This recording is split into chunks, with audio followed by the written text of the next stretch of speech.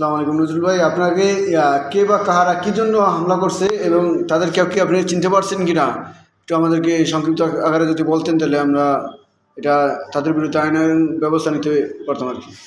অবশ্যই আমি আমাদের এলাকা শরীয়তপুর জেলার গোসাইট উপজেলা কুচিপুটি ইউনিয়নে আমি গতকালকে বাড়িতে আসছি। আমাদের এলাকায় ইদানিং খুব চুরিদারি বা অনেক তালবেতাল কিছু করে কিছু সন্ত্রাসী দুষ্কৃত ব্যক্তিরা।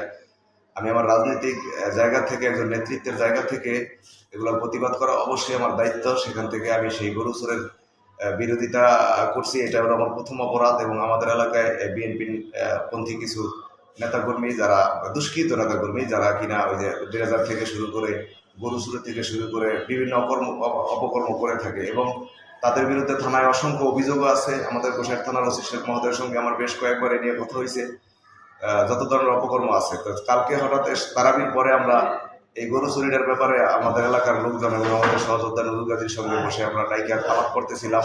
ঠিক এমতো অবস্থায় আমাদের এলাকার জসিম মুতাই, রাসেল সিপাই এবং মোটামুটি সমিদানি ব্যাপারী সহ অসংখ্য লোকজন বিএনপির মধ্যে তারা দাও কাশি লাঠি সোটা নিয়ে অতর্কিতভাবে আমাদের বাড়িতে এসে হামলা করে এবং আমাদের ঘরের আলমারি ভেঙে বা বিভিন্ন সোনাগয়না সহ মহিলাদেরকে নির্যাতন করে, এক কথায় বলা চলে তাণ্ডব নীলা চালিয়েছে। এবং সেখান থেকে আমাকে ধরে নিয়ে যায়, নিয়ে গিয়ে তারা ব্যাকওয়ার্ড এক রাস্তা দিয়ে আমাকে মাদ্রাসা বাজার আমাদের কুচিপুটিতে পাঠায়, সেখান থেকে আবার অটো দিয়ে আমাদেরকে গোসাইট পাঠিয়ে দেয়। পুলিশের এখানে বিশাল দায়বদ্ধতা আছে।